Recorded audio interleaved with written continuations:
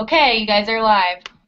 All right, so here we are live at ROI Online, and we're talking today with Tony Hall with Willow Creek Garage Doors or Overhead Door. And a lot of times he gets asked questions about garage doors, obviously, and repairs. How you doing, Tony? Good, and you? Doing well, doing well. Glad to be Thanks here. for joining us.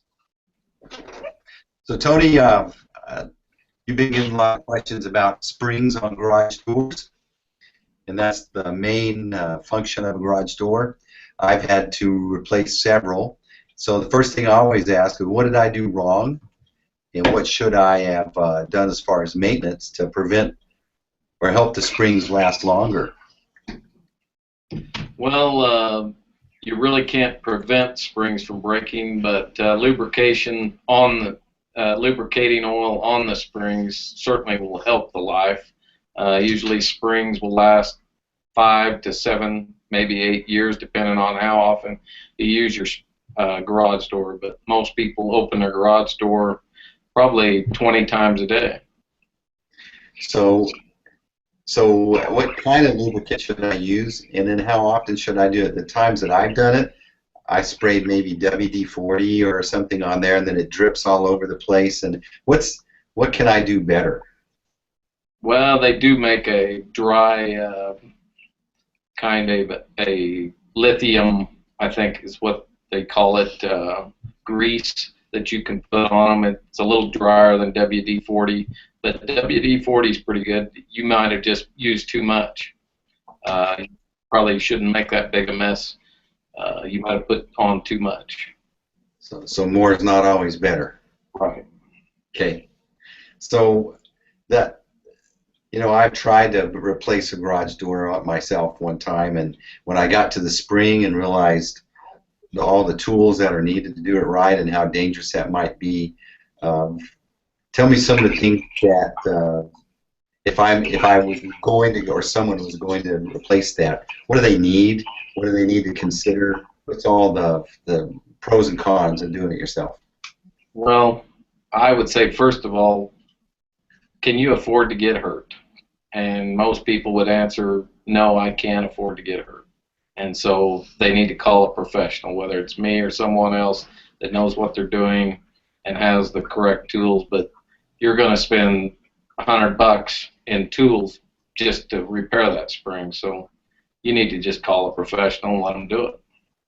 So when you say, are you prepared to get hurt, what does that mean?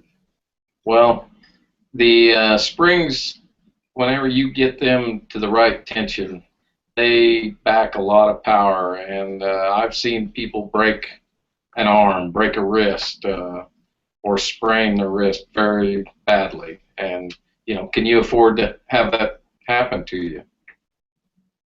So if you don't do it every day, you don't know all the tricks of the trade, so to speak. Right, right. There are, and you have to use a certain method. I mean, you can't cut corners, you can't do shortcuts. You have to do it a certain way every time.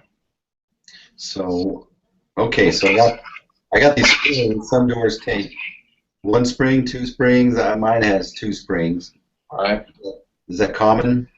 Yes. Normally, it's if you have anything wider than a 10-foot door, you're going to have 2 springs on your door, and those springs are color-coded and different winds.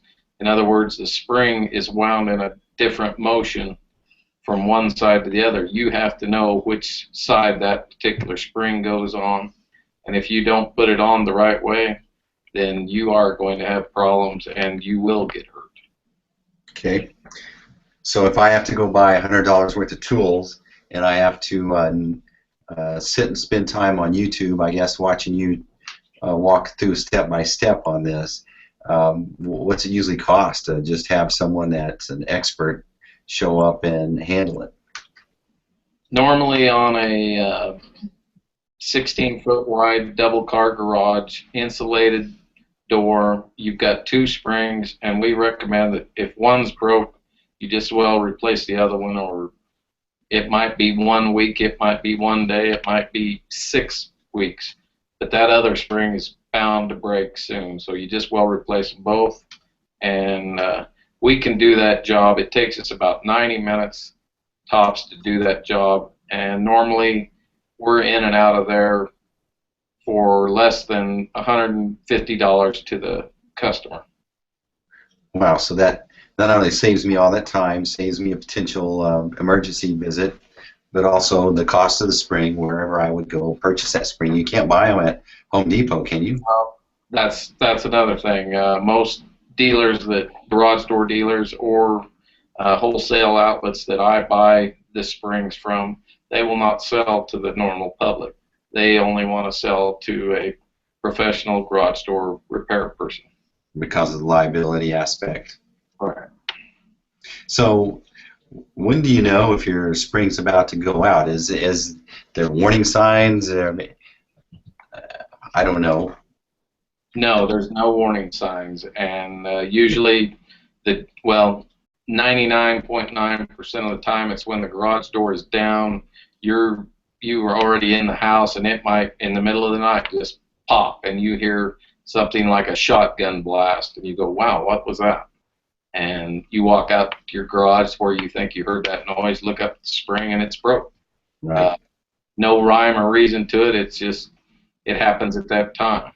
When your door is up, the springs are in neutral, they're unwound, so it doesn't happen then. It's always when the door is down or about to be down. So under tension.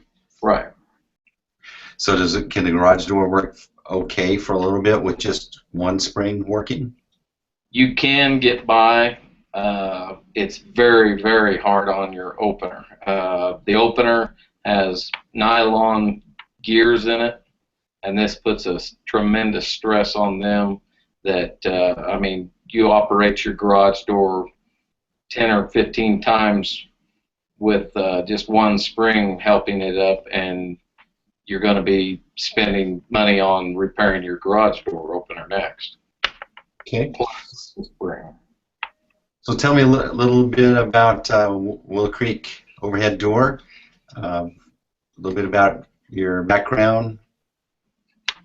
We've been in business since 2000. I started this business. We don't have any employees. It's just me. I'm the owner, and I do the work.